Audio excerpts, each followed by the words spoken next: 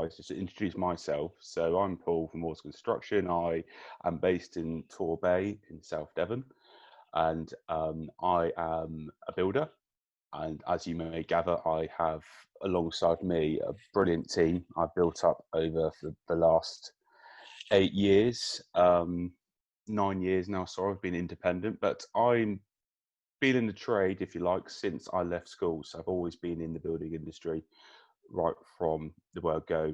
In fact, if not before that. So I've been, even as a young child growing up, I've been around refurbs, what we term as flips, very rarely having fitted carpets. And when we did have fitted carpets, it'd be time to move on to the next one. So all been around property, so naturally into it, it's all I've known. And then as I progressed through, so I started out as an apprentice, then went for another property developer, what we term as a guy who was doing flips back in the early noughties, and he was just literally turning them out like no one's business. Crash came, like most other, he basically went along. Unfortunately, he had too much. What I know now is he had too much money, too much finance, etc., riding on everything. And he almost folded, but him himself went back on the tools. At that time, I wasn't ready to go what we term as self-employed. I still wanted to be employed, have that security, what I knew as security back then. So then several years later, I basically went with another company specialising in plasterware and plaster cornices, restoration, the heritage sites, conservation. So get involved with that side of things. Done that for about 6-7 years, so very much a specialist sort of niche area. And then I fell back into general refurbs again, general building, went independent. I won't bore with the details. I went in partnership with someone else, but didn't go to plan, as many of you may be able to sort of relate to with going into partnership with people, especially with your friends. Doesn't always pan out as you anticipate. So I went independent, created Mortar Construction, been going great guns for the past gone on the time of years now, but so I've been asked by Paul to put together a presentation, hopefully share with you guys some insights of and just to jump back a little bit, so I predominantly only work with sort of private clients in private households. I don't do anything commercial, so no commercial work at all. It's literally all with dealing with clients, which I think is brilliant because I can use that experience or bring you that experience when dealing with vendors, etc., and other sort of people involved. But very much dealing with existing properties and what comes with it, as you can appreciate. So I've come up with these little bullet points, what I might bring to it. I mean, what I like to do, guys, is very much, Paul, if that's okay with you, if anyone's got any questions, just pop them in the chat and just give me a heads up, Paul, if you like, and or if anyone wants me to recap on anything. Because I can talk, guys. I can talk for England. Some of you know me already. I can chat and talk, and especially when it comes to this sort of stuff, I love it. I'm passionate about it, and I've said this before, but I might not know every single answer, but I hopefully should point you in the right direction of what questions you should be asking. Okay, so the first point I want to go across was understanding bricks and mortar of property. So this is very much going to delve into the tangible aspect, the very physical aspect of a sort of building, whether it be a house, flats, HMO, if you like, etc. They pretty much are going to be geared up, built similar. Dare I say, similarly in a way to a certain degree. And we're going into how to add value and not undervalue. So this is where you could add value to the property, maybe give you hints and tips and tricks of what you can be looking at when looking at potential properties you will be investing in, whether for yourself, investors, etc. And also where, we are human beings, we can't help it, we're emotional, we tend to try to add emotion into things. Even if you say you don't, you will do. And it's just being careful where not to put too much money into areas, etc., where there could be a ceiling price on there. And then fundamental as well, work with tradesmen and professionals for a win-win. So this is where I just want to chat with you briefly of whether you are looking at doing the refurbs or the flips yourself, that's brilliant, no problem at all. But if you want to be more hands off as well at the same time, which I would advocate, this is where with hints and tips and tricks can come in again. Because, like I said before, tradesmen and professionals, we're all people, we're all human. There's some fundamentals we all do already.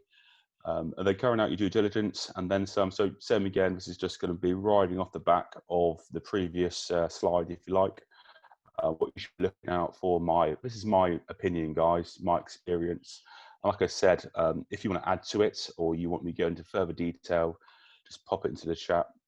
How much are we talking? So yeah, so this is the cost side. What I see especially with the Blue Oak Group is a very common thread of, you know, costs, how much things are going to cost. So ultimately that's a big question. It can be how long is a piece of string, but I'm just going to give you a brief insight of how much things will cost you, if you like, and then begin with the end in mind. We all know this saying. So this is where I just briefly chat with you guys. When you're looking at a property, especially from a viewing point of view, you should be really, before even viewing that property, having an idea where you want to go with it before even seeing it, and then turn emotion into emotion. So guys, I'm a very, as you probably all are as well, love my personal development. I love all aspects of it. It's very much a holistic approach to everything and anything. So I'll be just going into, like I said, my thoughts and opinions of where you should be putting that fundamental thing that we all have.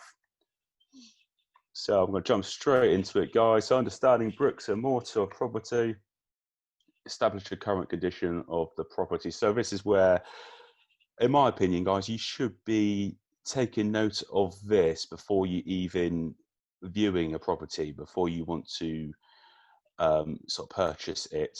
I mean, there's a lot of talk. What I see is a lot of talk as well about actually you should be sort of vendor centric, looking at vendors while they're selling, etc. But this is very much geared about, you know, what does the current state of it. So there should be pictures, etc., of the properties you're looking at.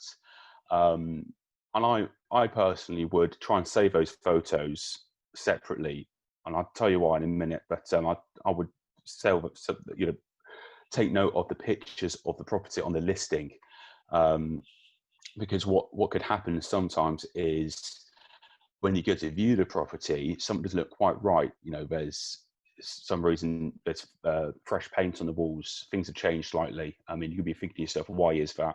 Alarm bell should be ringing. I mean, if the pictures aren't matching what you're seeing, that says to me that someone's trying to cover something up. So this could be anything from ongoing issues with the property, so it could be from damp, etc., or it could be other major issues showing up, whether it's cracks, defects, etc., like that. So for me, it sounds very, very simple and something you can oversight, but I just really would take note of it.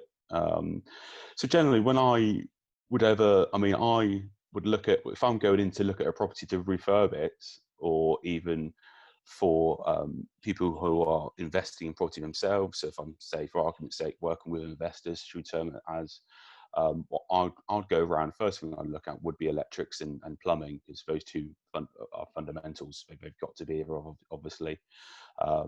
Windows, kitchens, bathrooms, cracks and size of subsidence, general condition, external roof line, windows, external facade, drains, garden, outside space. So this should be like a checklist. No, it will be a checklist for you. It's got to be. Then you should be just going around, just ticking each one off as you go. And what I mean by this is look at the electrics. What's this current condition? And this could be a whole subject by itself, but I would generally look at that straight away. The sockets. I mean, if there's single sockets in each room, one single socket in each room, to me, that's a rewire straight away, regardless if you're looking at a consumer unit. Okay, so if there's only one socket in each room or the single sockets, I would personally, until looking at the consumer unit, would say that is definitely a rewire.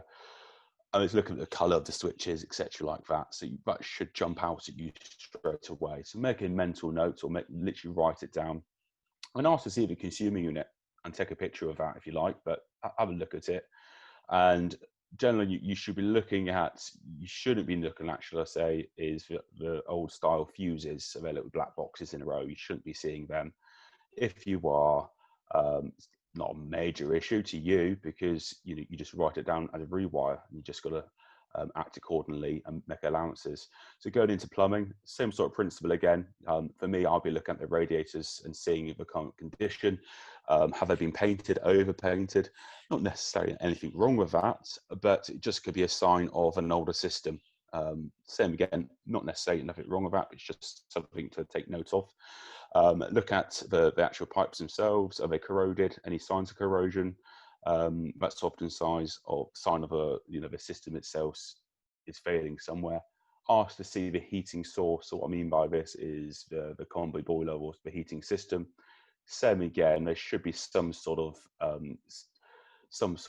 sign or sticker, if you like, of the age of that sort of heating elements, or you can even ask to see the paperwork, if you like, of those things. We'll jump straight into windows, guys. So windows, again, this is something you can look at before entering the property.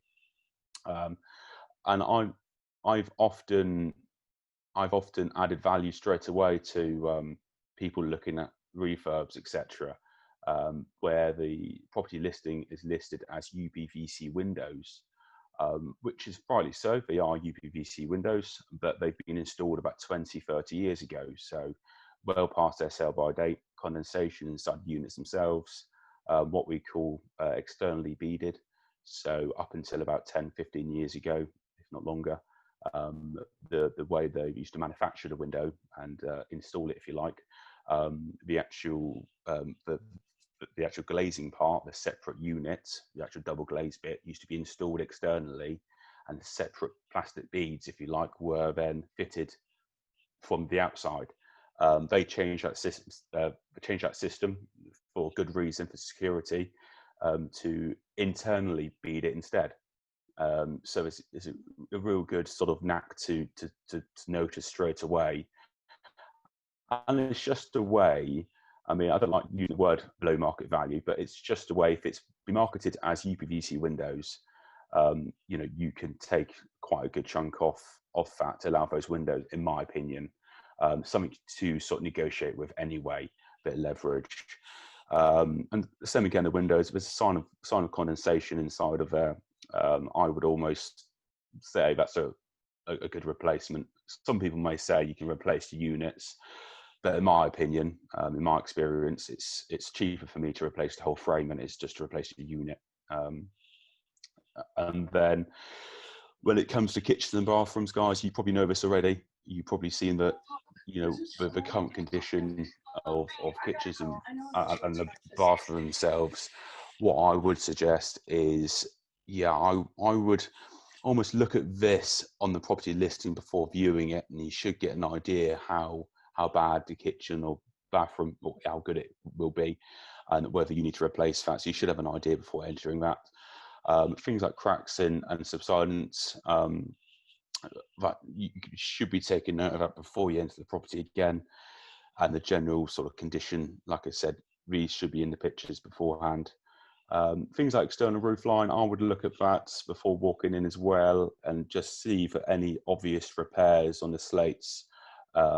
If there's what we call the lead strapping, so the little lead grey in colour squares, if you like, below the tiles. There's a fair few of them. Those repairs have been done, in my opinion. It says to me a new roof, and it sounds quite extreme, but there's a reason why those slates or tiles are slipped. And it's a sign that the fixings themselves are corroded and it's time for an upgrade. So obviously that could be a serious case of renegotiating again. Things like, when I say external facade, I generally mean like the roof line, fascias and gutters. I'm going to dip into something quickly now, but one thing I did notice on the Blue Oak, someone asked about asbestos, and you can tell if you allow for the replacement of fascias and gutters.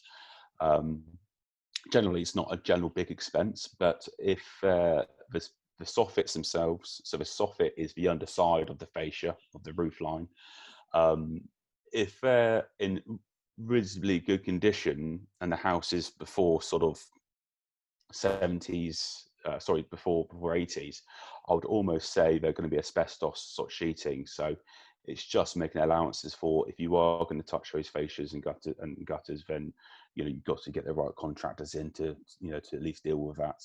It's not something you can just throw in a skip, unfortunately. But I might go into a little bit deeper detail if you want it, guys. And then I'm just going to jump into damp. Not every time. I love this subject. I say love this. I actually hate it. My big bugbear, I'll be honest, is rising damp and penetrating damp. And with that, the misdiagnosis of it. The amount of projects I've seen and actually turned around and saved the client lots and lots of money because they've had surveyors around using their damp meters. You might have seen the post I did a while ago now within the Blue Oak, the damp moisture meters, another bugbear. I just don't like seeing them being used on any sort of masonry or wall, maybe as a secondary item, but not as a priority sort of main thing to test for damping walls. Those moisture meters are designed for wood.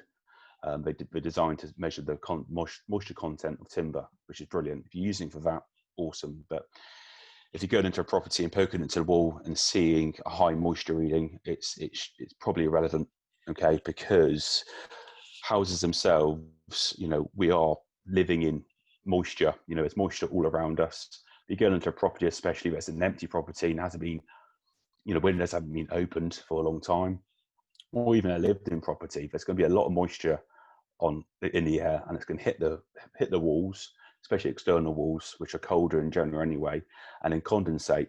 So when your moisture meter hits that wall, it's going to be generally damp, and the moisture meter only goes in 0.5 millimeter into the wall anyway. So you're generally measuring the surface moisture content. For me personally, I've been looking at other factors factors to play. If it's rising damp, and that is thrown around left, right, and centre, especially in reports and surveyors reports, and it's it is red flag. It's a massive red flag. You can understand where I'm coming from, where someone's looking to refurb their property, and they said, "Oh, here's the report. It says it's got damp. He says there's damp," and they word it very carefully. They actually say, needs investigating further, or get specialists in to look at X, Y, and Z.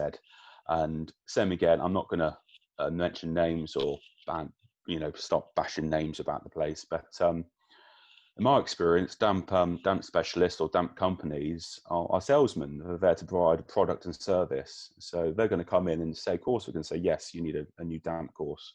You're going to need X, Y, and Z. And it might be the case that it does need that. But like I said, more often than not, my experience, the last 18 years now, is I've not seen one. I know I've seen 2 or 3 where it needed it, damp treatment, but that's because it was below ground level or basement rooms, etc. But I've not seen one yet where there was actual rising damp at play. Yeah, like I said, it could cause a few arguments elsewhere, but in my experience, it's more often not condensation. The building itself needs to breathe. There's moisture inside the wall, there's moisture outside. There could be other factors in play. There could be a blocked drain, a broken drain outside. I've seen that plenty of times. Just general maintenance, blocked gutters, blocked drains as well. They're overflowing. And they're not draining away, but it's going to seep in around it, get into the ground, and eventually make its way in, and do things that way. And actually, I will go into another subject slightly again in a second, with sort of damp, broken drains can cause severe undermining of the foundations. Believe it or not, a simple not maintaining your sort of gullies from leaves, etc., or broken drains. Yeah, I've seen several now. We've done several now. We've underpinned just due to one gully, and because of that, it's very hard to get a mortgage, very hard to get insurance once it's underpinned. Although technically that house is going to be the strongest house in the street. Insurance premiums go through the roof, and mortgages as well don't really like it. But there we are. So how to add value. If I'm going too quickly, guys, like I said, just fire it into Paul's chat box. I can't see the chat box, but I'm going to fire through this because I know how long I can take on it. So how to add value and not undervalue, guys. So yeah, same again. When you do this already maybe, but before you view the property, you should be looking at the floor plans and straight away see what you can do with that space before even viewing it, before even going and seeing it. And then, how can you utilize it? I mean, you guys, I know you're looking at HMOs, maybe looking at where you can put an extra bedroom, extra sort of living quarters even. How can you utilize that? So I generally say is, if the loft space, which generally won't be on the layout plans, but I'd always suggest when doing the viewing to poke your head into the loft space. And even if you don't intentionally want to do it, just take notes of the existing ridge line to the ceiling, ceiling joist line. If it's, you can tell by eye, but I wouldn't, expect you to. But if you've got your tape measure, just see if it measures over 2.1, 2.2 meters between the highest point in the roof to the lowest point. There's potential then to go into that loft space. Like I said, I'm not saying you have to go in there, but it just could be another avenue further down the line. So I'm whizzing through these guys, but there's a fair bit involved with it. So when I say using existing footprint in space, like I said, it's going to be houses in general, especially Victorian houses, turn of the last century. They were living in a different era. They had different dynamics. They had nice big drawing rooms. They had nice big sort of reception rooms, if you like, because they wanted to show off their wealth and what they had to offer within their property. And a big part of that was, look at my big room, look at my fancy cornice, look at this X, Y, and Z. And as we go into the turn of the last century, they started to lose that slightly. Still had larger ceilings, larger rooms, but then they started to, for some reason, the kitchen and things like that was always on the small side because it was there for a purpose. It wasn't there as a statement. And then you flash forward to now, obviously our kitchen area is where, in my experience and opinion, is where most people congregate. And, people want to open that space up and they want to take down the walls, open up the dining and kitchen area. So it's very much looking at that side of things, and it's looking at turning a small galley kitchen into a nice open plan kitchen diner by simply taking the wall down, putting the steel in. And I would just take note of that again. And I can go on so many tangents now where you can, look into this in more detail. But like I said, please put some comments in the chats, guys, if you want to go further about adding value within the existing space and what to do. So planning and permitted development and the difference.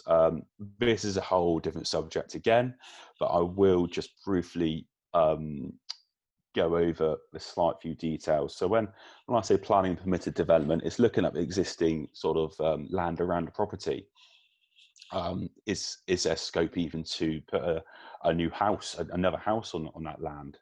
Always be looking for that, always making a mental note of that, because like I said, you want to be looking at where you can add value, and if that garden has the right credentials, you might not be able to do it as yourself, but it could be just creating an opportunity, which we like to do, don't we? So when I say planning, it's very much, especially at the moment, planning has been eased a little bit, not massively, because it's not actually in effect yet till next year, I don't think, to next June, believe it or not. But when it comes to planning and permitted development, there can be a big difference. So you want to be seeing if you can put an extension, loft conversion, garage conversions, all under permitted development. In my experience, the only reason you would have to put a garage conversion or loft conversion under planning is if you go above the ridge line with a loft conversion or go over a certain size or in the conservation area. That's a big one actually, guys. If you're viewing a house within a conservation area, or find out if the house you're looking at or houses you're looking at are in conservation areas. Planning itself can be a long drawn out process. So I wouldn't make the offer or make it offered in the properties subject to planning, etc. That is another subject by itself. I'm happy to go in detail with that within this chat, but like I said, that's could go off on a tangent about that. So you want to try and get most things under, permitted development. You can build you can build single and two-story extensions under permitted development under a certain size and meet sort of credentials, and not in a conservation area. And especially if you're matching the existing facade of the house. So generally, if you are putting a single-story extension, you can use a flat roof. Two-story extensions in my area, Torbay and surrounding areas, if it wasn't matching the existing roof, say you want to put a two-story extension on with a flat roof, that would be subject to planning, because you're changing the general look of the house. And I would look at the existing surrounding area, see if ever any other houses have put any extensions on or loft conversions in. If they have, that's a good indicator that you do the same. If they haven't, and you could, say you've got a nice loft space up there, and you wanted to, and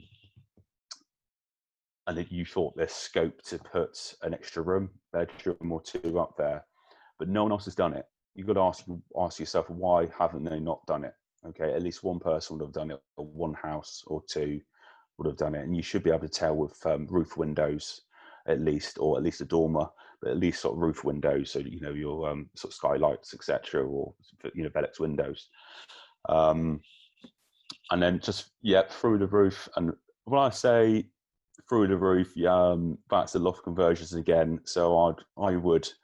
In my experience, it's always more cost effective to put a loft conversion in than it is an extension. But then it very depends on the actual property itself and how much invasive works you need to do. There's more works involved, because generally, especially with a house, you'd be turning it into a 3-story house. So there'd be certain fire regulations to adhere to. One thing I haven't mentioned, guys, actually, I do apologise, is the involvement from your local builder control, or even a private builder control contractor. With any of these works being carried out, right from a window being replaced, right through to extensions and loft conversions, you have to have builder control involved. It's a relatively simple process. They actually warrant the bare minimum that you need to do, and they're there to work alongside you rather than against you. They're not there to make your life difficult. If you have contractors or builders working for you, or looking at the projects for you, or you work alongside, looking to work for you, and they sort of wince at the idea of involving builder control, or you don't need to do this, you don't need that, I would use as alarm bells and stay well clear, in my opinion. I actually had this recently, looking at a project start of this week, and they mentioned they had another traditional builder. They turned him as a traditional builder, and they never discussed with this client about any building regulations to be involved, any builder control to be involved, any structural engineer to be involved, etc., etc. But when I started mentioning that, discussing the ideas or what they can do, etc., etc., they were told they didn't need to do any of that, and I winched at that idea. So it's got to be done to a certain area. And what I suggest, guys, is go online if you'd like to find out more about building control, and actually tap in on the planning portal. If you tap planning portal into Google, it bring up a whole range of information on building regulations and even planning permission. Because we are two separate things, just briefly as well. Building regulations and planning permission is two separate entities. They're two different council fish. Although they work in the same building, they're part of the council, etc., they are two separate entities. And in my experience, they very, very rarely talk to each other for some unknown, strange reason, but they don't. That's where it is. So you've got to treat them separately. They are two separate items. In general layman terms, you get the planning first, get the planning through, and then you get the building regulation approval afterwards.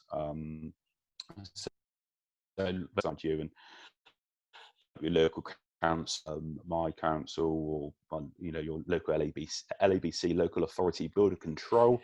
There will be some technicians, they're called, on the end of that phone, and they'll be happy to help, because end of the day, they want you to spend the money because it does cost, and they're there to help you along the way as well and make sure you do anything above board. And generally what happens with the building control, they'll come out in certain stages of your project, depending what it is. If it's an extension, it will be very much, they'll give you a checklist of when they're going to come out. So generally it's going to be at the initial site before even, in my experience anyway, before even putting a shovel in the ground. And then generally it will be looking at once the trenches, so the foundations are dug, they look at to see the depth, the adequate of the soil, etc. And then they'll be looking at when the foundations are poured. Same again, they're looking at the quality, looking at to see if you used the correct concrete, if there's any specifications from any structural engineer drawings, make sure you adhere to all that.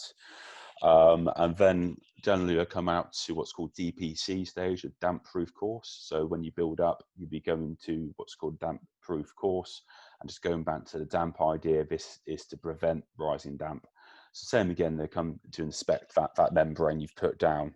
Then generally, once the structure is in place or up to wall plate heights, they'll look at the structure itself, and then they will be looking at installation, roof covering, and the final sort of finishing of it. So once plastered and sort of, I'd say once decorated, but you don't always have to have it completely finished. As long as you've got a plastered shell, the external finishes are finished, even down to landscaping. If the landscaping is not finished, you still can get it signed off. But generally, once it's all completed, then you have it what we call signed off. So they come on a final inspection. They have a look around. In my experience now, they spend more time sort of speaking to me about the next project than this one. And I think, well, hang on, the client's paid for this service. Can you at least make out you're looking at stuff? So anyway, and thinking outside the box, what I mean by that is you generally want to be looking at ideas and ways you can alter the existing property. Like I mentioned before, especially older properties, ones you can refurb. Dare I say they're outdated, the layout, etc.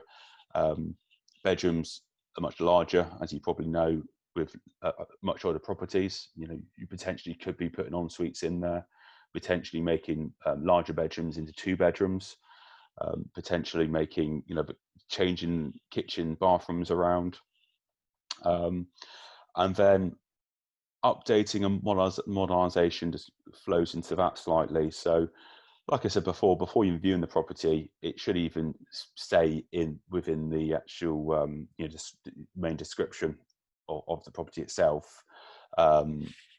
If it is in need of modernisation, if it says that, obviously you guys know already that you can potentially add the value.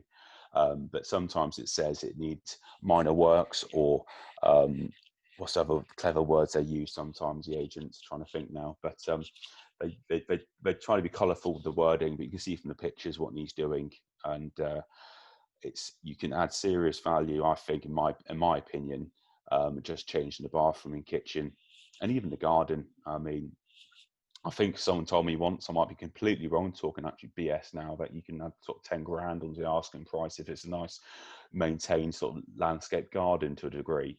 I'm not sure, that's probably, varies as you go up and down the country. But generally in my area, Torbay and surrounding area, having a nice garden is a big old selling point.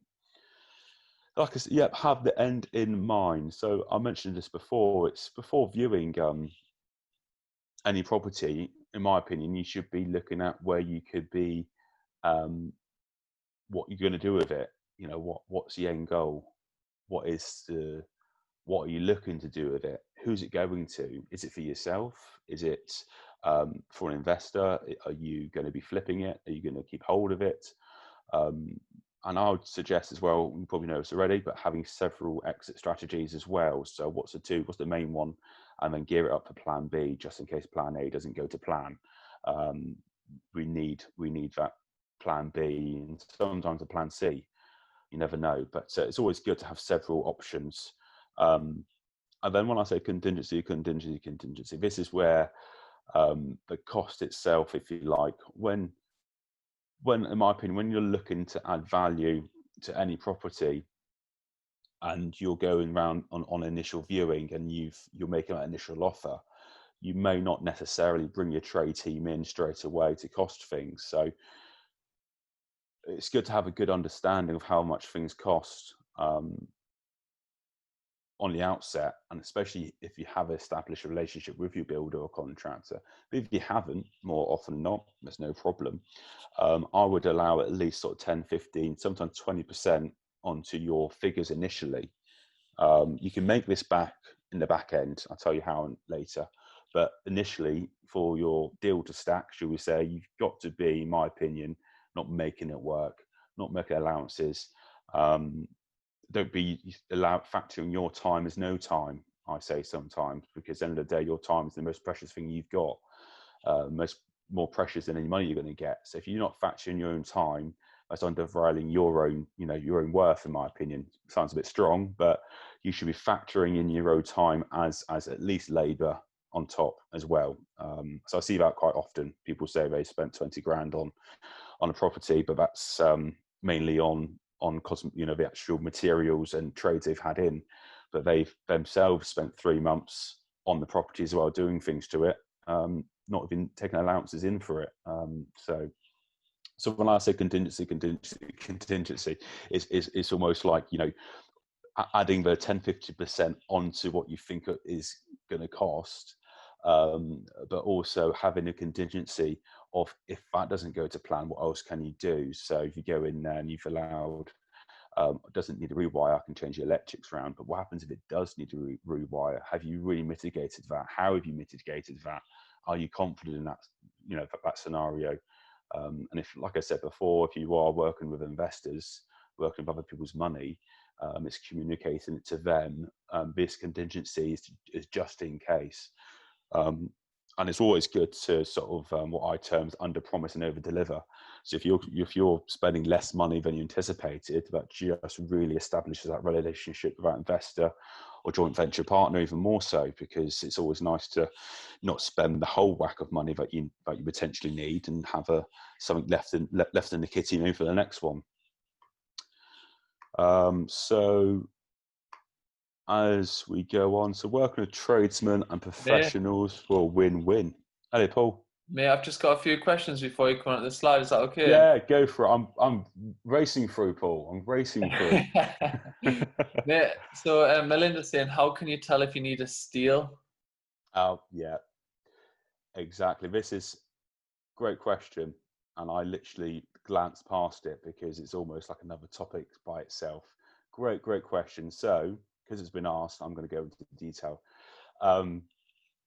Generally, when you're looking at any sort of property in itself, as well as the 4 walls, or if it's 4 walls as the main structure, you can have internal walls that are going to be potentially supporting as well.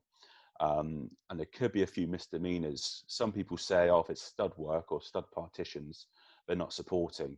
That's not always the case, especially in older properties. Actually, in older properties, it's more often the case that the timber stud work is supporting.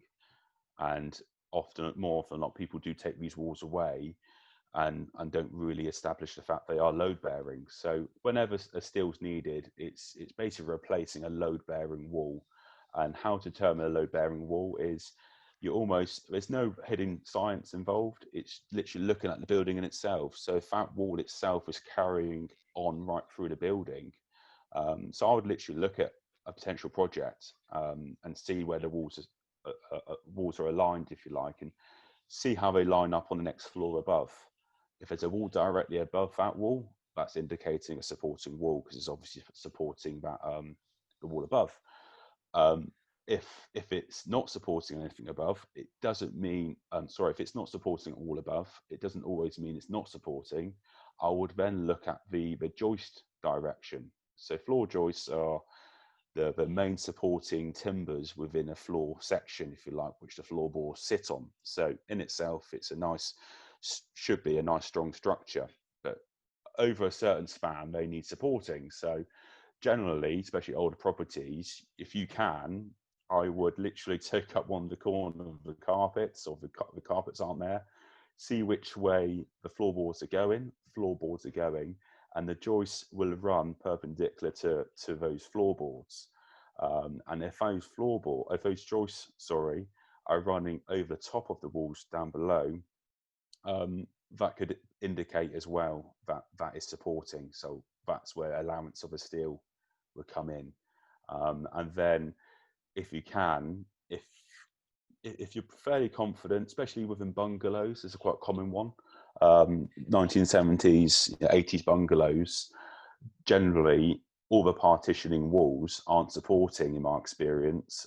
It's not always the case, but they're not because of the bungalow, the roof structure itself. The next floor above is actually because the bungalow is just roof space, and 9 times out of 10, those roof spaces are made.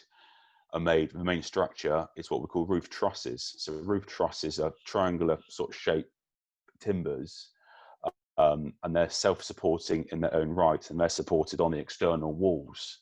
So it doesn't need no structure inside. So it's not always the case, but generally I would be looking at where the wall is, going up into the loft space, seeing where all the roof timbers are sitting, if there's any what we call roof bearers. So that you see the main roof structure itself, and then you'll see potentially what we call purlings. See, guys, I'm going off on tangents here. It's like a whole plethora of stuff. So if you've got the roof space itself, you've got purlings. The purlings themselves is another structure of the roof. Okay, I'm going to go into it now. So you've got a roof structure. You've got roof rafters. So the roof rafters are the main timbers coming down, which are generally 4x2, 3x2. And then you've got what's called a purling. And the purling is going perpendicular across those rafters. Nice chunky bit of timber. And they're sitting generally either end of a gable wall. Sometimes, oh God, I'm going off of one now. If you got a cut roof, you'll have a hipped roof. So there's no gable ends. The gable ends are the triangular sections of external wall. If they don't have them, it's a hipped roof. You just see timber everywhere. And if there's timber bearers pointing towards that wall that you want to take down below, there's load there. It's taking the roof load, it's taking that wall load on the first floor, and it's going to be taking, obviously, maybe the floor joists as well. So it's indicating steel's needed. So if you think that's a load bearing wall, just make a note of it, and then you'll be allowing for a structure engineer to specify what size steel or what size. It's not always a steel needed. So it's basically allowing for a substitute to the wall you want to take away. Sometimes they require timber. Sometimes they require to reinforce the joists themselves, depending who's doing it. So my experience with structural engineers, some of them like to over-specify to cover themselves. You can't blame them, but you end up putting a steel in situ in place of this wall that could carry a car park. Whereas the company I use now, very pragmatic. They'll literally treat each case by case, to a point where I'm thinking, are you sure? Is that going to be enough? And they're like, well, we're the structural engineers. We know what we're talking about. Well, brilliant, ideal. And they work alongside us as a contractor to put it in. So hope that answers your question, Melinda. I told you it'd be a bag of worms. I told you it'd be me going off on one of that stuff. And I've got one more, mate, from the last. Awesome. Like it. Andy says, what are your thoughts on splitting a large bedroom into 2 smaller rooms, or turning a downstairs room into a bedroom to add value to the price of a property? In my opinion, experience, this is going to be case by case, isn't it? It's going to be very dependent on where the property is. What is the ceiling? What's the ceiling threshold? When you're looking at a property, guys, this is going off a tangent, a different subject, but you should be looking at your GDV of the property. You should be looking at whatever value. When you're adding value, it's only adding value if you're going to get the value at the back end. So many times people say I'm adding value, and it might be adding value. You pick something up for, say, 60, 80, 100 grand.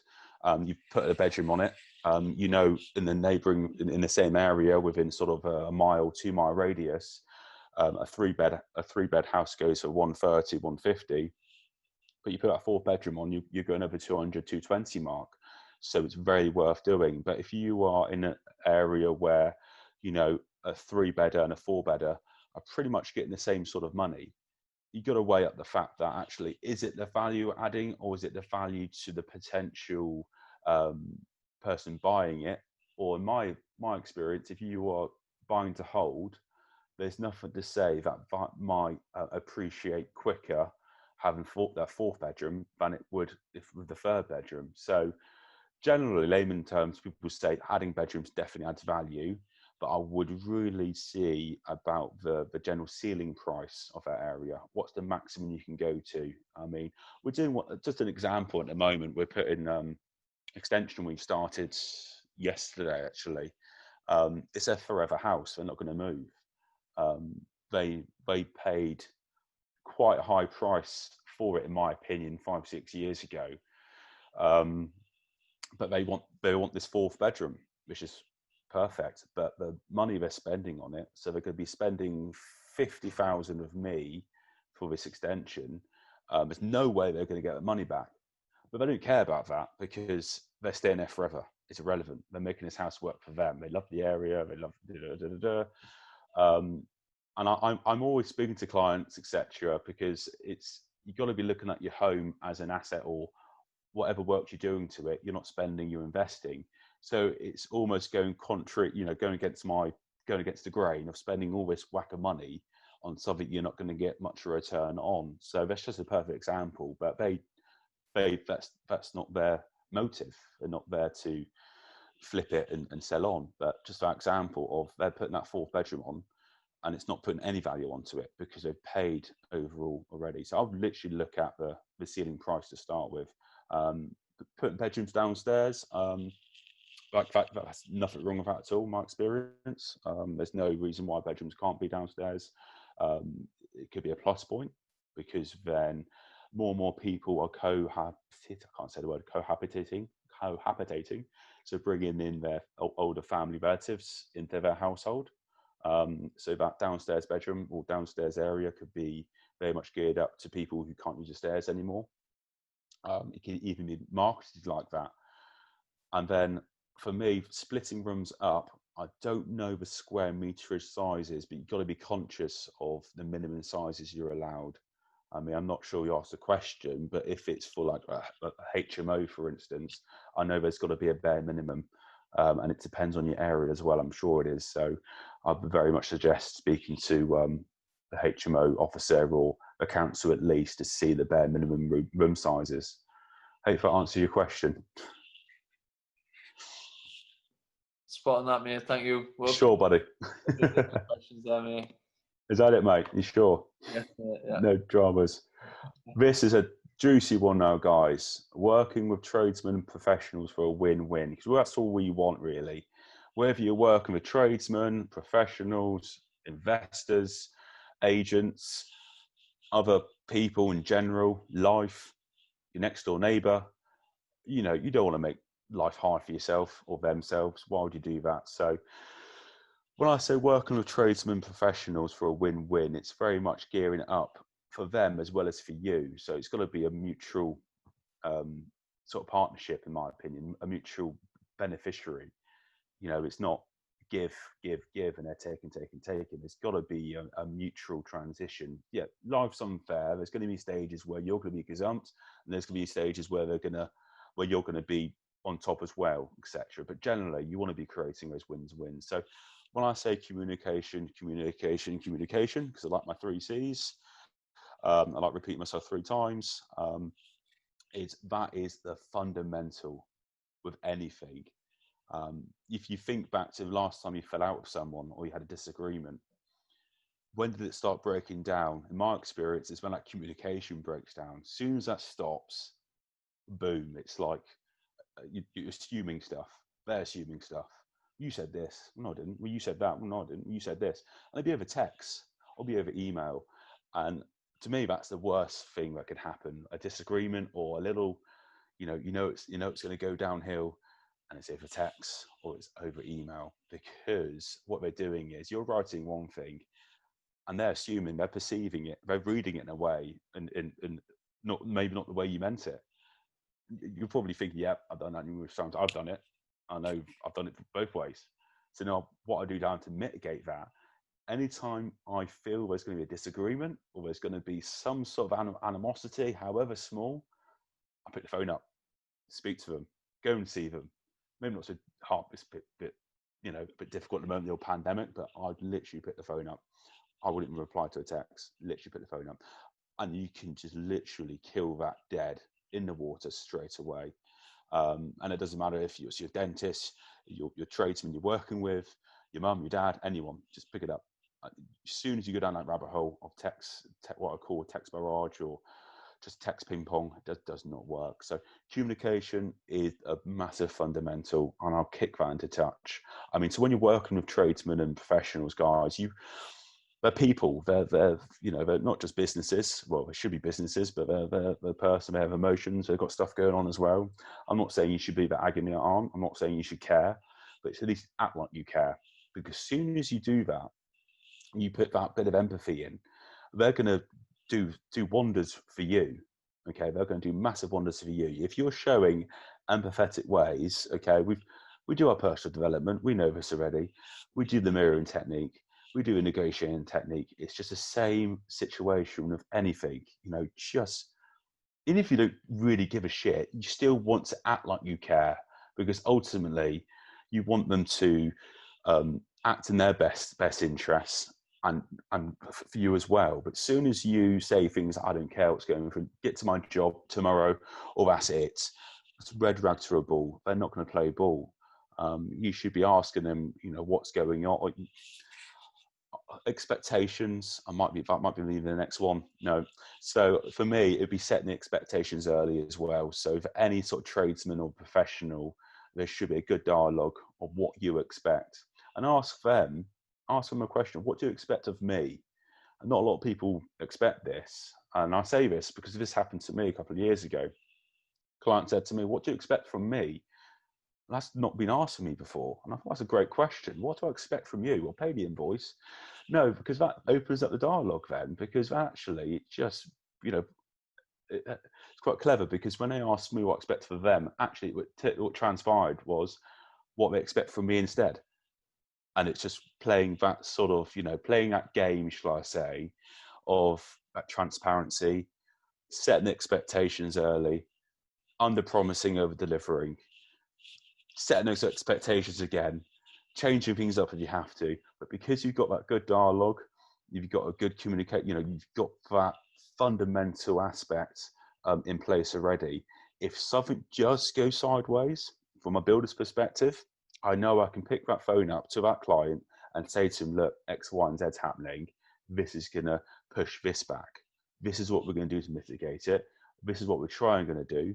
I'll add on 3-4 days to my timescale, and then still deliver it within the new timescale, but under promising, over delivering still. Does that make sense? So this is my perspective. This is what I do, and it's not lying. It's just giving myself a contingency and a bit of breathing room, because sometimes I do need those couple of extra days, especially at the moment. There's 6 to 8 weeks lead time on windows, for instance, which push back a job 8 weeks. You imagine having an extension being built and then turning around and saying to them, look, we can't come back for 8 weeks. The windows aren't going to be ready. Normally a 5 to 10 day sort of turnaround, you'll be going berserk. But because I just like running dialogue of what's going on, we knew in advance we can mitigate it. They actually said, oh, actually, while you're here, can you do our bathroom instead? And, okay, yeah, we can do that. So we jumped on the bathroom and spent a week or so doing this, and we did go away for a bit and then came back again. But it's just that relationship building, guys. You've got to be really just on it, in my opinion. And I mentioned before about if you want to do your own refurbs and flips for the experience, that's awesome. That's brilliant. I mean, I love it. I do it for a day job. So, there's a reason why I do it. Why not? Go for it. But on the flip side, why is it you're in property? What's the reason? Do you want to be getting your hands dirty, or do you want to be making money? Do you want to be having a return on your money? Why not utilize other people's strengths and experiences to your advantage while you're doing other stuff with your strengths and experiences and your time wisely to bring other income in, or focus on the next deal, etc.? Well, this is where you should be building up your your core team, what I call a core team. I'm not going to call it a power team because that's thrown around left, right, and centre. But your core team should really have at least one or two contractors, if not a builder, another sort of contractors such as an electrician or a plumber in there. I'm not to say you shouldn't use any other plumber or builder, but it's good to have at least one good point of contact, really one good builder who you almost call a friend at the end of it, because they're worth their weight in gold. Because when you're looking at projects to do and flip, they're end of the phone. They're willing to help you out. They want to help you out. If something goes wrong, say something happens, or a pipe bursts, or you hit a nail or screw through a cable or anything like that, I've done it. Most people have done it. I've done all that. You want to be able to pick the phone up to them and they'll be there, hopefully relatively sharpish. But if you haven't got that to hand, I'm not saying it's impossible, but it's making life hard for yourself. As I say, no man's an island. So it's utilising other people's strengths and experience to actually do things more efficiently, quicker turnaround. If you're dealing with other people's money, investors' money, or even JVing as well, you want to be doing the best thing you can, delivering a project quickly and efficiently. So when I say fail to plan to fail, this is where you should be dealing with professionals such as architects and engineers. Same again, they're all people using their skill set and experience and what they're good at, and getting them in early to any sort of project you're potentially going to look at. But same again, if you haven't even put an offer in, it's good to have a good relationship with professionals such as architects, even structural engineers, building surveyors, building inspectors. They're all people, they're all like you and me. Okay, you can have a conversation with them. They're not going to charge you. They're not going to say, some might, but hopefully you'll have that good rapport where you can just pick the phone up. Do you mind looking at this? Yeah, no worries, I'll do it. I can give you a ring back in a bit. Yeah, no worries, and fine. And I say this is because this is pretty much what business is. Guys, most of you in business already. It's all about the person, the people. To me, business was, before I started a business, was white collar workers and a high rise building, but business is just all about people and how you treat them, and how, of course, how they treat you as well. But I find if you treat people, this is a cliche now, but if you treat people how you want to be treated, you'll literally, the streets are paved in gold. They really are. And utilizing other strengths and leverage the rest. So this is what I'm just literally repeating myself, guys, I know, but going back to what I just said, and it's not what you know. So same again, really, it's utilizing other people's strengths and experiences, and generally what they're trained to do. I mean, they're there, they want to do it, they've done it, they're doing it.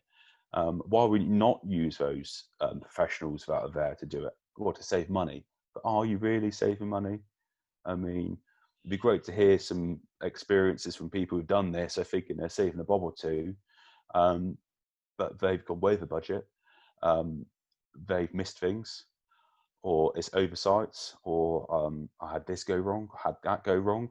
Could that be mitigated if you have those professionals in the front end? Could you have them involved to start with? And I wish I had them, I wish I had that. But this is the time. The best time to find anything is when you don't need it. So when you don't need that professional, when you don't need that builder, start finding them, start building up that rapport, throw out the questions out there. Obviously, with most of the cases, guys, you've probably done some building works or had some extensions done. It's the same sort of principle. You're looking for recommendations or people who's worked for other people in the past. It's not always foolproof. This is where people go wrong as well, in my experience. I think I'm going ahead of schedule here, but just to briefly recap, just go over when you do go for sort of recommendations, it's one of the best ways to do it, but it's not foolproof. You still should carry out your due diligence. You should still carry out ways to check their work or check what they're about. just because your best friend had an extension done 2-3 years ago, we're fickle things. We change. We can, anything can go wrong. So going off something that happened 2-3 years ago, in my opinion, and I'm going against my own bias, as a builder, but I say to my potential clients I see, you can speak to anyone within the last 3 months. I wouldn't give you, well, if you wanted it, depending on what it is, but I wouldn't give you someone who I did work for 3 years ago. And that's not say that I don't like the people 3 years ago, but I really want you to hear about what I've been doing 2-3 months ago, rather than what I was doing 3-4 years ago, even if it's the same project. Having said that, sometimes people want to see what you've done 2-3 years ago. Well, you can, but wouldn't you rather see what I'm doing now, and what I'm about now, rather than 2-3 years ago? And I always say, get 2 or 3 quotes, go see 2-3 other contractors. And it's strange how many people don't do that. It's so strange how many people say, no, I didn't get anyone else in to look at it. I was so cheap, they just said yes to me. But no, so yeah, same again, skill set. So this is where you should be looking at, in my experience with a builder, it's such a generic term. It's such a generic term. When you say someone's a builder, what's that actually mean? Well, they build things. Well, yeah, duh. But what I mean is, a builder could be a carpenter. It could be a bricklayer, a block layer. It could be someone who's dealt with construction management. So they've not even touched a tool. They could still be termed as a builder. So it's very much gearing up is, who is this builder? What's their skill set? What's their background? Who's in their team? Have they got a team? Do they use other subcontractors? Nothing wrong with this, but this is sort of questions you could be asking when trying to find your sort of core team, if you like. Just like I said, we're all people. We love talking about ourselves. I love talking about my guys I work with. Hope they do the same for me, hopefully. But no, I've got electricians I use. I've got plumbers I use. We do our own plumbing as well. But anything with gas, etc., like that, we, I have a good plumb. I've gone through a couple now, because what generally happens is they start out really good. They scale up, which is awesome. I love seeing it, but they scale up a bit, in my opinion, the wrong way, and they start subcontracting their work out. Okay, I'm happy with that. It's fine, as long as the work's good. But they're subcontracted to someone else who's doing under par work. So that then reflects onto them. So you've got to be, that's what I'm saying to you about when you're getting references from 2-3 years ago, anything could have happened. They could have changed whole different areas, might not even be doing it anymore, and subcontracting all that work out. There's nothing wrong with that, again, as long as it's done properly. So like I said, I'm just trying to be different guys of what you should be looking at. And in my experience, from a builder's perspective, these are questions I'll be asking, because I've experienced it, I'm doing it, and I've tried to be transparent enough with the clients I do have, of, look at X, Y, and Z. I mean, with the internet now, it's absolutely awesome what you can do on there. You can be literally mini investigators of what you can find out now. Go on social media, find them out on there, see what's going on, stalk them, dare I say. Maybe set your LinkedIn to sort of private mode, at least, so they can't see you stalking them that way, if they've got LinkedIn, that is. But no, Facebook, if they haven't got social media, it's not always a bad sign. I mean, I've got friends and families on social media, it's fine, which is a good way to check. If they're not on there, it's fair enough. There's other ways to see. If they're not online at all, if you can't find any indicator at all, I still would be, I don't know, they should be somewhere online. They should be on some sort of listing at least. Like I said, not everyone has to be limited. And then if they are limited, obviously a good source is go on to a company's house and search their name, not just their company name, but search their name as well, and it'll bring up if they've had any other companies. And if they're showing up 5-6 appointments, it's called, and all these companies have been dissolved or not trading anymore, not necessarily always alarm bells, but initially I would say it's alarm bells. There could be legitimate reasons why those companies are shut down, completely legitimate. And he had no qualms in telling you those reasons. Ask the question, nothing wrong with it. I mean, I had a client just finished his extension, bless him. He was a brilliant guy. 81, he just turned last weekend, and he was fit as a fiddle. He was all there, 81. If I'm like this guy at 81, I'm a happy man. He was there. He's done his research on me.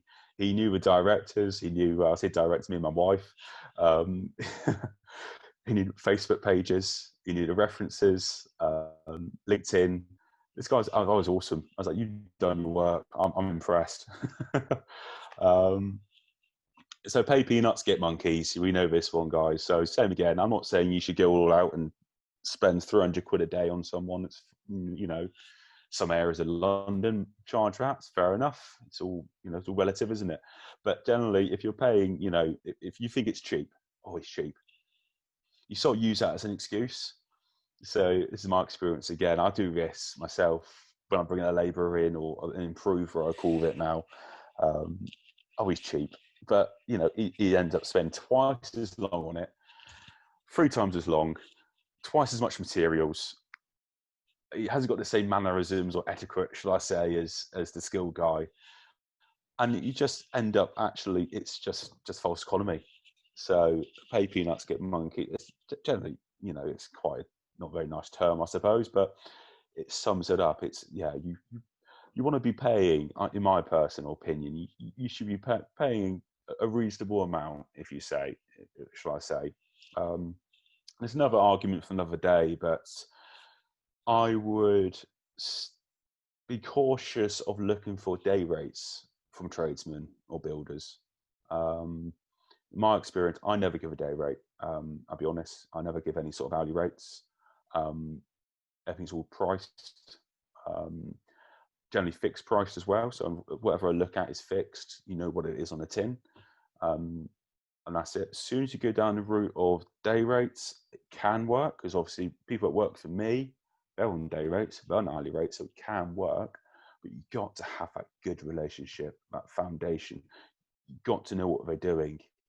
They're not taking a mick of how long they're taking it. Because if someone gives you a price, a fixed price, if they take 2, 3, 4 days, it's a fixed price. Someone gives you a day rate, they can take you 1, 2, 3, 5, 6, 7, 8 days. And you're paying those 7, 8 days. So at least with a fixed price, yes, they may add on, they should be allowing a contingency in there for themselves. They are running a business, remember, guys, like most of us are. So they should be allowing contingency. Profit's not a dirty word. Shouldn't be anyway. What's the reason why you go into investment properties? It's great to make friends and everything else, but generally, yeah, we want to make the P word. So they should be making a profit on top of that. But I mean, if they're good, be using them again, and they'll be, like I said, they'll be worth their weight in gold, because they could be your go-to for information. What do you think of this? And if they're thinking, well, this client's pretty good, or this person I've done some work for, he paid well, he paid on time, he didn't quibble, he didn't try to skimp me, he didn't try to I'm going to help him out. Yeah, no worries. And he might even do extra bits. I mean, this is my famous last words. My guys always rip me for this. Yeah, we'll do that, because I love it. My client, my famous last words. Yeah, we'll do that, and it'd just be putting some curtain poles up, putting a blind up, putting some pictures up, putting the bed up, things like that. I don't mind. If they're doing other stuff, it's all good. So you do get that extra added service. So I really wouldn't quibble about day rates. I mean, when someone asks me, this is my perspective, guys, I hope you appreciate this, but if it's the first question that someone asks me, what's your day rate? I just wouldn't look at it. It's not for me. It's not my gig. Some guys do like that, I must admit, actually. Some people do prefer that, because they know where they are each day. There's no risk. You're de-risking, you're de-risking it for themselves. Why are you doing that? They have no risk. It should be equal, if not more so, leverage more risk towards them. So that's where the fixed price comes in. So if something does go wrong, or there's a misdemeanor, they've allowed a little contingency for themselves to get sorted, instead of no risk on them. So I wouldn't ask for day rates straight away. Maybe establish a relationship after a while, after the first project, to make things easier for them, and they're not going to take the mick with it. That's okay. But would stick with fixed prices. And I've touched with this already, due diligence and then some. So yeah, just go recap on what I said before, guys. But any questions, just throw them out there. I saw something flash in the chat a minute ago, Paul, but Yeah, I'm not sure I've what's got going one on. for you, mate, there. Go for it. So Melinda's asking, do you prefer to suggest stroke choose the subcontractors, or does the client sometimes say who they want? Yeah, that's a good question. Really good question, actually. With me personally, I prefer to choose the subcontractors, or just because of work relationship. But having said that, I have worked alongside other subcontractors involved, and I'll be honest, it's not always, nothing's gone wrong, but the project doesn't run as smoothly as you anticipated. Because what you're doing there, in my experience now, guys, my opinion, call me out on this, it's fair enough. I want you to call out, no, don't call me out at all. But in my experience is you'll have two entities. I'm not saying they'll clash, but you got two timescales you're dealing with. You've got two entities, you've got two sets of priorities. Because if you're bringing a subcontractor in as well as the main builder who's got his guys, or bringing that in, you'll be almost project manager then, which is something you might not want to be. If you do, perfect, no problem. But you'll be the unofficial project manager if you don't know it. So you'll be the one to arrange when things are happening. And there'll be that crossover. Who deals with this? Who chases who? Who tells who this? And then that's when communication breakdown happens, which we don't want, going back to a few slides ago. So communication can break down, assumptions are made. Well, he said this, blame game happens. Well, you've done this. Look what he's done here. Well, he said this. I'm going holiday for next week for 6 weeks, so I won't see you. Well, we need this in before then. Well, no, and I'll do that when I'm back 6 weeks later. Why didn't no one tell me? Well, sorry, I'll see you later. He didn't give a shit. He's on holiday. And it's, your hands are tied. Well, I could bring my guy in to do it. My guy comes in. I'm not touching it. That's his work. So straight away, yeah, you're creating that conflict, if you like. But that's the worst case. It does work, but it's very much gearing up the subcontractor and builder. They got to have that relationship, I think, to start with, in my experience. In general, to keep it easy and simple, as we like to do, I would go through the main contractor for subcontractors. Hope that makes sense.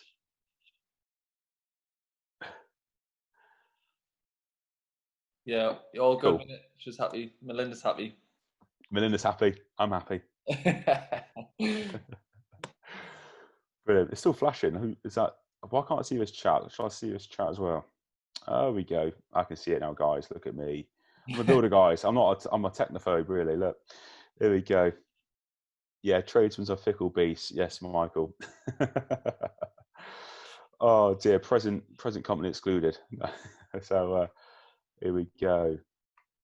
I'm tapping, but nothing's okay. Carrying out your due diligence and then some. So I'm just going to flick these on here, guys, so we can see what's going on. Oh no, sorry, I've gone too quick. Let me get back. So who are they and where do they come from? So I touched upon it a minute ago, didn't I, about where you should be checking for your trades and professionals. You can even use this for investors or JV partners. Okay, so you can use the same sort of technique, and it becomes almost second nature. You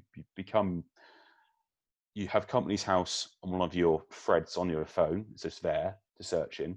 You'd have, you just quickly look on Facebook like it's nothing and search their name.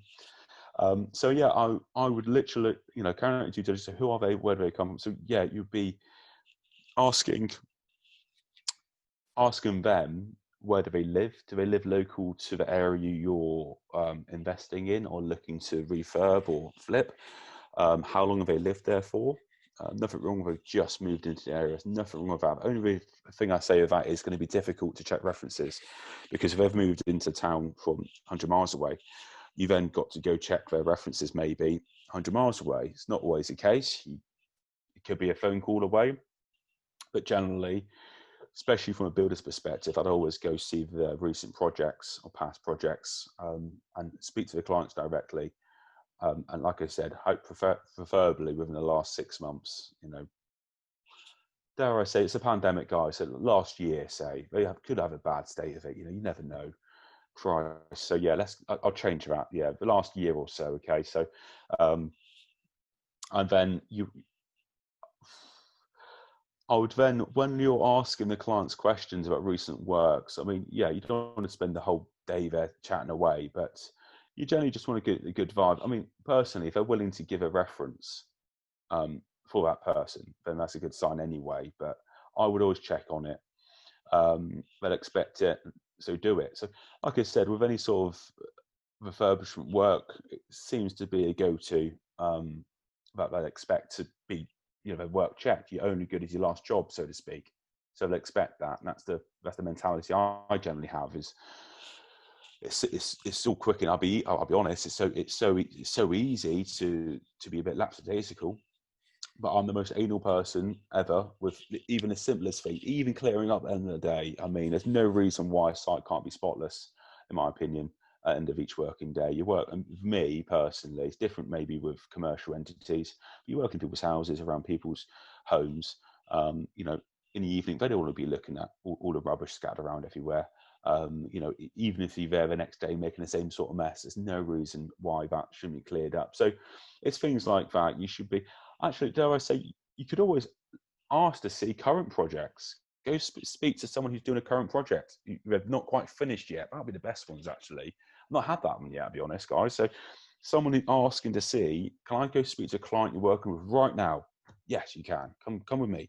And then, you get literally from the horse's mouth what's going on, and I expect it. I want them to do it. But I'll be honest, people don't do it, though. They don't do it enough.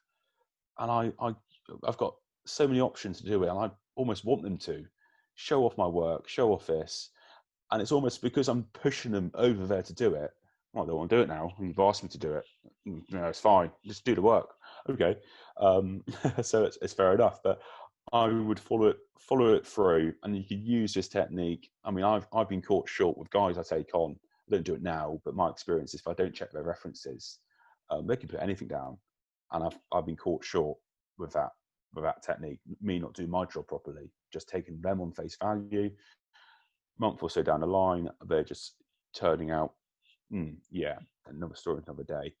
Communication. So for me, I'd always keep my opinion, that running dialogue of what you're trying to do or trying to achieve. I mean, it's different if you're just putting a bathroom in compared to um, a conversion, a nice commercial conversion to resi, for instance. I mean, they're two different entities straight away. You won't be getting the same person in generally, in my opinion. Someone who's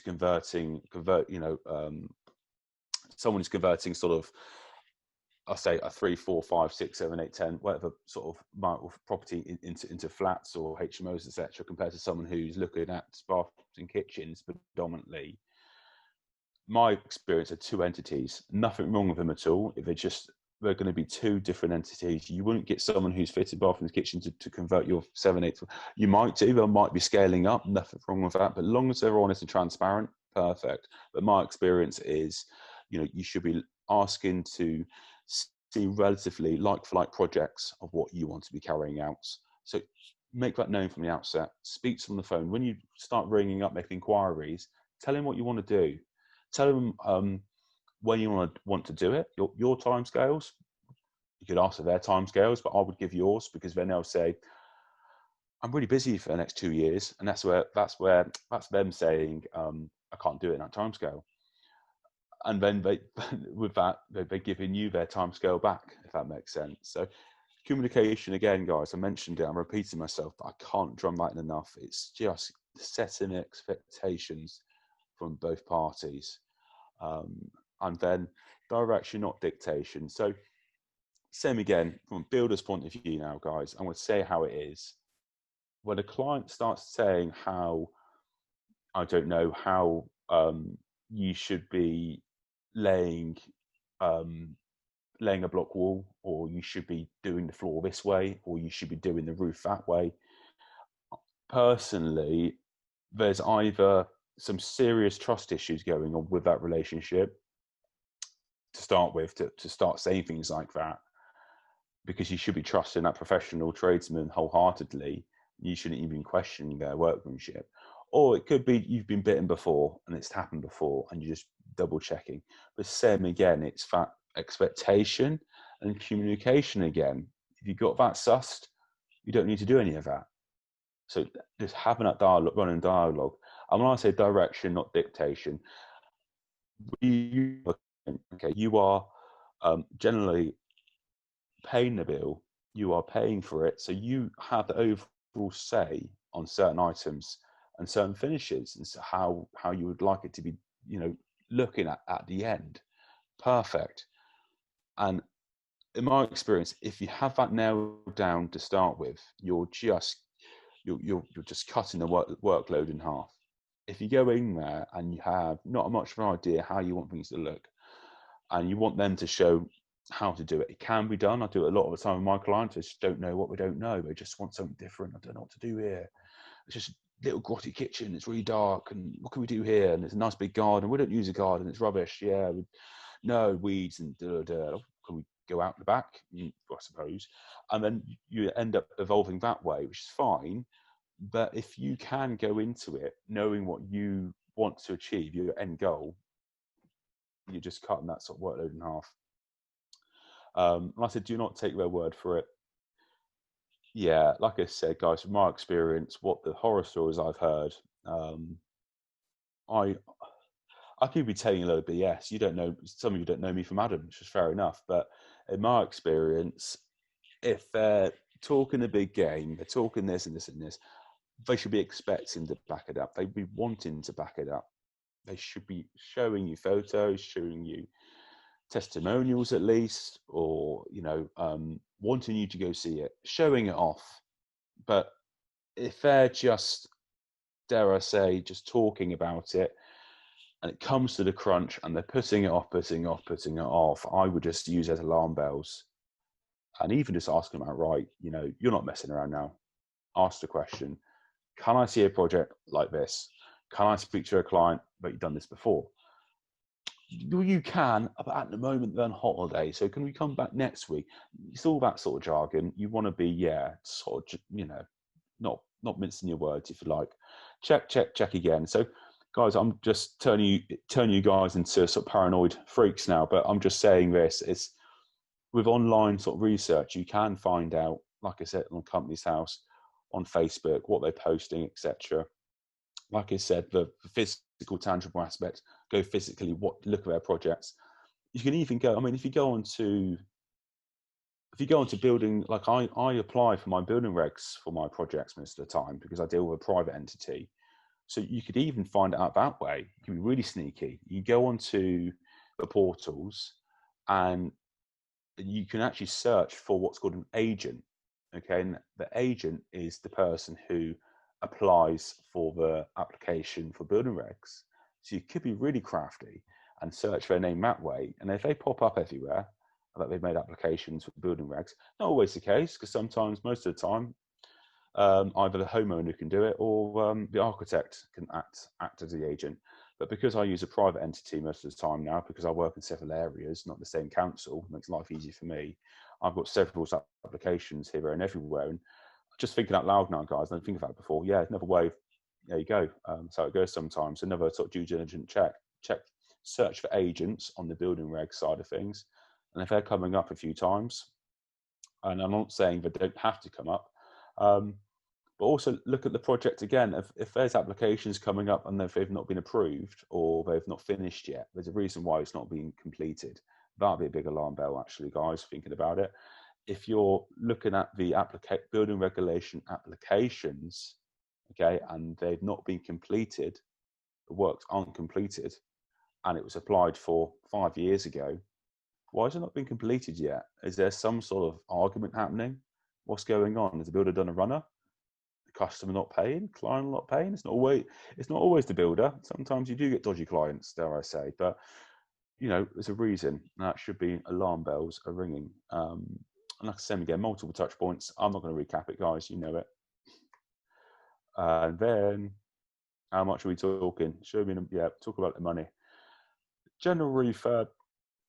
So what we've got here, so general refurb, alterations and conversions, extending bathrooms and kitchens. So this is the general, the big items of any sort of works that you'll be looking for.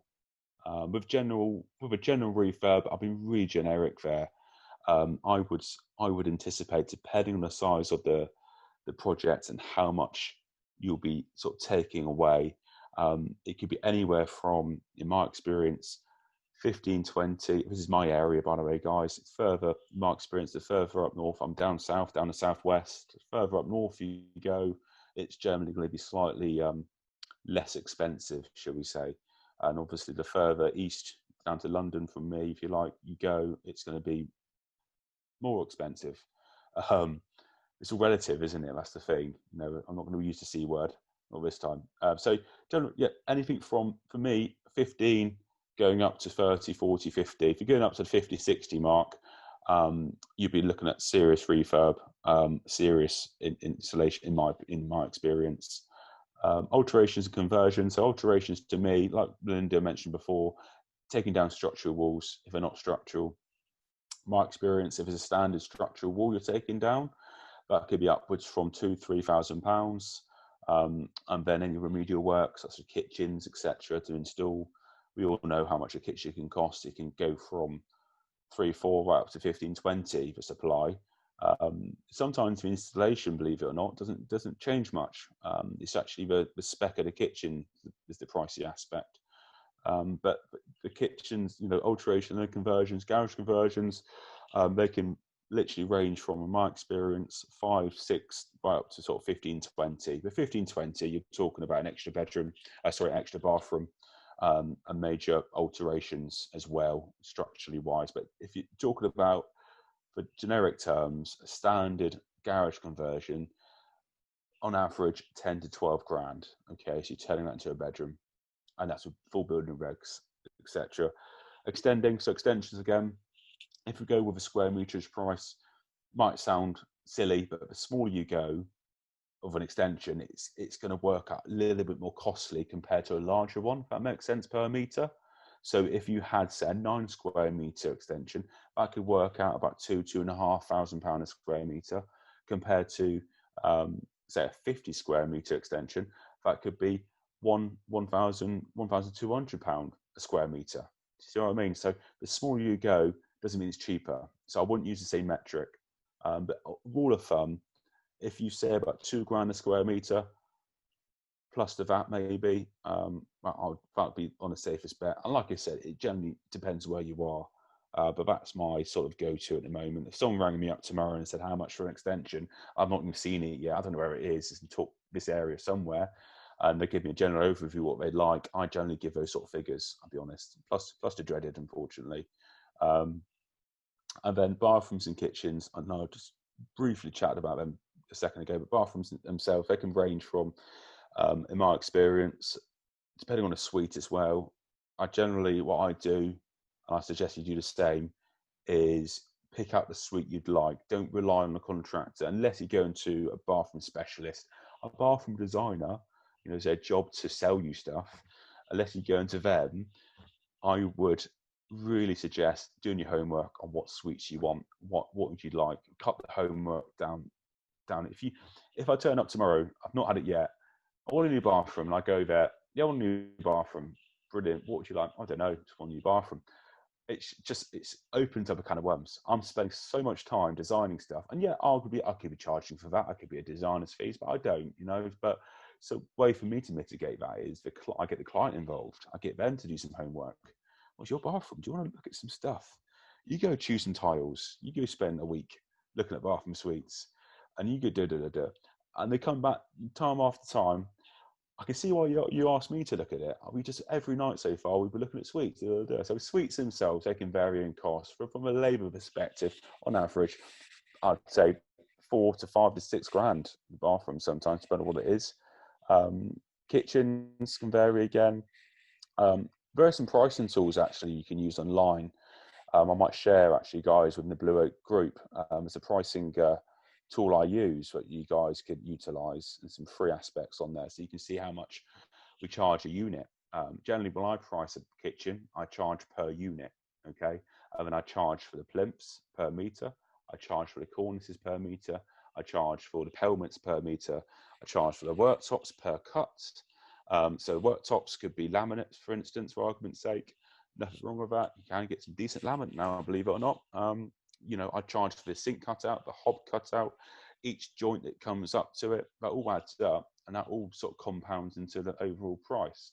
I will never give a day rate for that, just because it's in my best interest to get that done as quickly as possible. Then you give someone giving you a fixed price, it's their best interest to be efficient, to get it done. They're not going to get to 3 o'clock and think, I'll go home now, and then make it another day tomorrow. They'll be busting out to 6, 7 o'clock at night trying to get it finished. Okay, so that's where you want the fixed prices in. You can always ask, by the way, for cost breakdowns when you're giving prices. I really can't stress this enough. Actually, is look, see where the money's going. I mean, the way I should have shared this with you, actually, guys. My general sort of price breakdown, but my price breakdown with an extension, for instance. So I don't mind saying this. You'd see how much of the foundations would cost, including the initial what I call a site setup.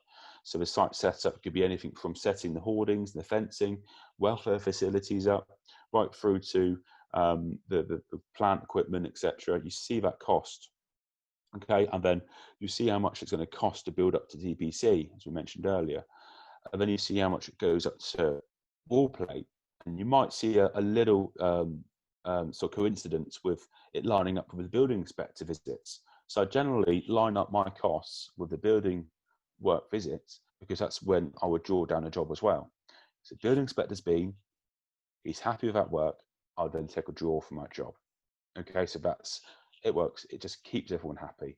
I generally always leave 20% at a remainder on a project, any project, 20% minimum. Okay, it's there to the end until everything's signed off, completed, they're satisfied, because it just helps mitigate that risk. Okay, if I'm scraping and scraping trying to get that every single last money before I've finished, alarm bells. I mean, it's not been specced accordingly. It's not been scoped accordingly. As it goes again, guys, materials and labour. My personal experience is when someone asks me for a breakdown of materials and labour, I'm not saying it's wrong, but it just sets a bad tone if you don't know that contractor. If you haven't got a working relationship yet, I wouldn't be asking that the first question. Can I have a breakdown for materials and labour? It just doesn't work in your best interest. Okay, it does not work in your best interest, in my opinion, because when you're pricing things separately, materials and labour, I mean, who's responsible to pick those materials up? Well, you look at our material costs and say, well, I can save a £5 there, a £10 there, 20 quid there. Fair enough. But then who's going to source them? Who's going to collect them? Who's going to make sure it's there ready? Who's going to order them? Who's going to chase up the merchant who's taking too long to deliver it? Where is he?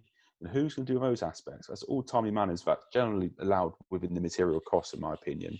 And with labour as well, would not ask for a material labour sort of separately. Not initially anyway. Maybe once the relationship's there and you've got a good working relationship, because sometimes actually on a caveat that it make the contractor's life easier, because you know his labour costs, material costs, and so he can spend half the time costing it. You've got the cost there. So anyway, guys, and VAT question mark, yeah, big one. I am VAT registered. I just I had no choice. If I wanted to scale up, get bigger, I had no choice. I had to sync it. With that, yeah, we did lose the smaller projects. We couldn't take on just hang on the door. We could, but we within the project.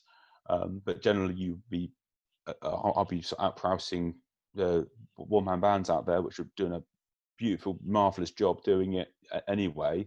They're not going to ask someone who's going to put 20% on their labour charge.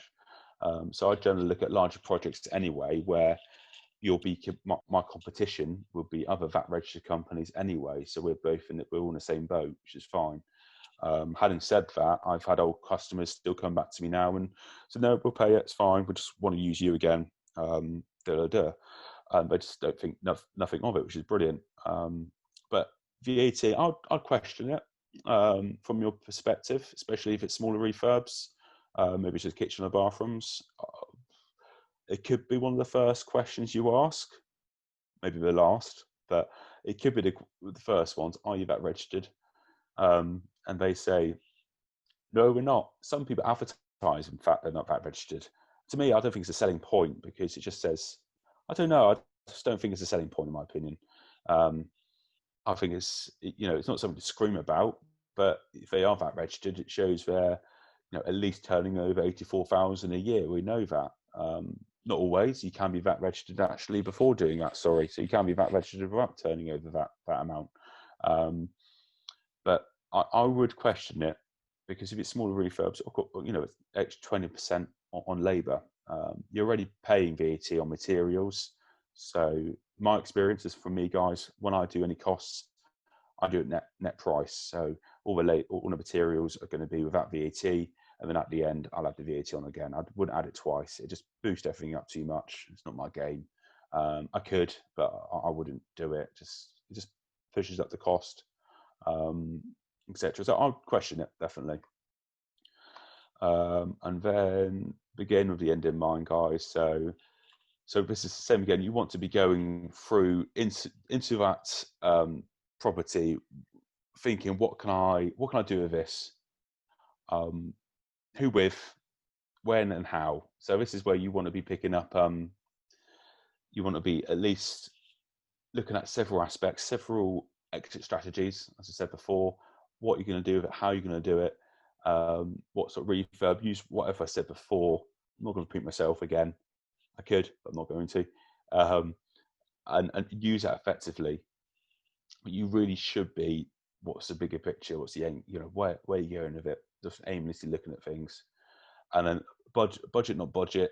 You can tell I'm playing words a little bit, but when I say budget, not budget to me, some people think budget is a cheap, but he's on a budget, which means he's on a tight one. Doesn't always have to mean that. Being on a budget means you know where the money's going, which is good. You should be on a budget every single time. You should be knowing how much cost, your contingencies, what you can allow time-wise, what the contracts have allowed time-wise. That budget sort of, at least should be there. And then Murphy's Law, yeah, like we know what Murphy's Law is. So I'd very much, like I said, I don't want to turn you guys into paranoid wrecks, but it's just expecting the worst and working back from that and working out what we can do with it, basically. And then from that, from my perspective, nothing earned, something learned. So if you are going through the stages and you term it as getting your fingers burnt, I would come away at least with, in hindsight, what could you have done differently? Maybe you did want to do the whole build yourself and you just bitten off too much you can chew. That's all good. It's one of those things where maybe you can respect the fact that now how long things can take. And then turning emotion into emotion. Energy is neither created or destroyed. I mean, we might know this already, but energy in general, any sort of energy, it's there. And in my personal opinion, you're not going to make any decision without emotion. People say this, don't they? Don't bring emotion into any decision, but it's actually impossible. If you can't make it, you can't make a decision without any sort of emotion. Okay, people say use logic. Most of the time, yes, that comes into it, but generally, when the actual when you take the emotion away, you become indecisive. You can't work it out. And I would say, people say go with your gut instinct. I mean, that's a good telltale sign. If you got a good gut instinct about something, I'd use it as leverage, a tool. I wouldn't say it's an all-seeing eye. Sometimes it's telling you to do more research, find out more, and things like that. And then mind over matter, it doesn't matter, never mind. I don't know where I was going with that, guys. I was going off on one there, wasn't I? But same again, it's actually, in the grand scheme of things, at the end of the day, does it really matter? I mean, has anyone died? Dare I say, things like that. It's very much looking to that aspect. When you're doing a refurb or an extension or a renovation, it's gone all tits up, it's gone wrong, you spent too much money on it. You want to get over the line again, you'd be talking about that. again and again, you're creating a story for yourself almost. You'd be telling other people not to do that. So there's always a plus and minus from that. And same again, communication. I thought adding that at the end, guys, because that is where it could, that's where that is the fundamental with any sort of contractor, professional, tradesman, builder, very much in it, guys. And I think that's me done for a second, guys. But one thing I didn't actually speak about, which I want to speak to now, what do I stop share? It's just briefly is I didn't speak about scope of works. I didn't speak about I think it was asbestos, etc., like that. Generally, with asbestos, I would and wicks, places like that. I tend to avoid just because of the design aspect. I find they're more selly, which is fine. Everyone's made money, but to an extent where they're not taking any building works in consideration. So they go to a kitchen, the client is told them that we're having this done, the wall to be taken down. And I say to the client, get a general price, but don't actually pay for anything until any alterations or walls have been knocked down, or anything's been built. And they've been upselled by Wix. Oh, if you get it this week, you get 20% off. So, so you go get it. Everything's ordered. Why have you done that? It's not been built yet. It's not been altered yet. Yeah. And 10, 20 mil make a massive difference to the kitchen. It can make or break it. I wish it had done. And this is Wix. And then with Howdens, I find they're more sort of pragmatic in that item. They sort of work with the tradesmen. So between me and you, a little bit of intel. Say you phone Howdens as a client, or you phone me for a kitchen. I pick up Howdens. You go to Howdens. They do all the legwork, the design, sell. Then they come to me with the kitchen price and say to me, well, how much do you want to put on this one? 10%, 5%, 600 quid, 200 quid, 300 quid, and an upsell for me, a little backhander, if you like, a little kickback for me or the contractor. So that's how Howdens work. But I'll be honest, I don't do that. So I'm crafty because I say to them, oh, let's go for like 20, I'd say 10%. Okay.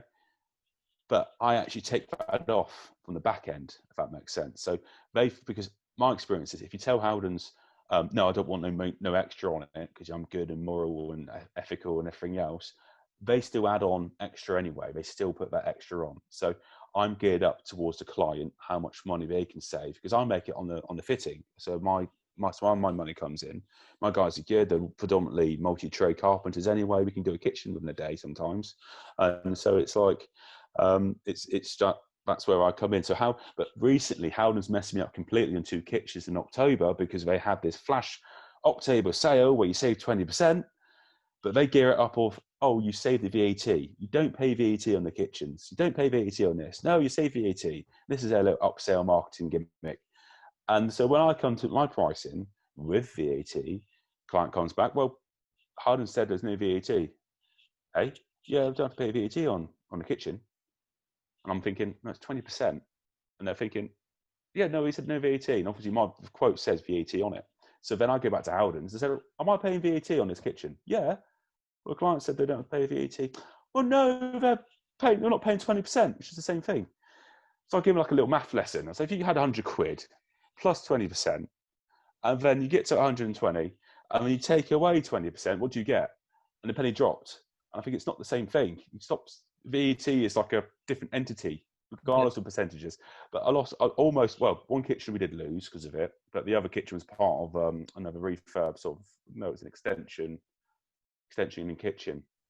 And so, but it wasn't just the money factor, it was just the fucking hassle and the time it took just to relay it and regain trust back from the client. Because the thing is, the client then I'll be honest, builders are on the back foot most of the time. Everyone thinks builders are rogue traders, etc. So it's like, when they come along thinking you're trying to rip them off 10, 15%. So that's my experience of Howdens recently. And I find that the franchises, aren't they, Howden? So franchises, obviously, they trade almost independently. So with me, like Torquay's my main shop. If I went over to Paynton, next town along, they would have to phone up Torquay store for my rates, for my terms, check prices. Can we do this? Can we do that? So almost treated, although the same brand name, they're separate franchises. So very, it does depend on what shop you go to, in my opinion. But try Magnet next. Yeah, bit cheeky that though, isn't it? It is. That marketing and stuff, and a bit naughty. But no, if I don't, there's no more Are questions. you looking for a kitchen pool at the moment in your refurb? Yeah, mate, we've been getting prices off Howdens. Yeah. Like I said, I mean, I'll be honest. The last one we got was B&Q. They smashed it out of the park. Absolutely smashed it out of the park Yeah. because you get if you got the trade card, you get another 10% off as well. And people think B&Q is geared up around sort of public, but like I said, I mean, I got price from Howden's, the most recent one. It was like I think it was like 350 quid for a 300 mil larder unit, for instance. 350 quid. B&Q, all in all, I think it was with the doors as well, was about 50 quid. I think it was 50 plus the VAT, something like 60 quid. Say argument's sake, so that massive price jump. Howden's geared it up with its pre-made carcasses, but recently they're not been the best quality in my opinion either. So you end up redoing them anyway. Yeah. And yeah, so anyway, mate, I'm babbling. Look at the time. Yeah. Yeah. No, I'll let everyone crack on with the Friday nights. But mate, thank you so much for coming on and sharing all that content with us. It was valuable. Thank you for having me, Paul. Have a good evening, mate. What's left of it? Thanks, guys, for persevering. No, As long as there's no more questions, is there, guys? That's it, isn't it? the chat box is sound, mate. That's awesome. Look at you on it, mate. Have a good one, buddy. I'll see you next time. Thanks very much, Paul. Right, guys. Cheers, Smithy. Rendezvous.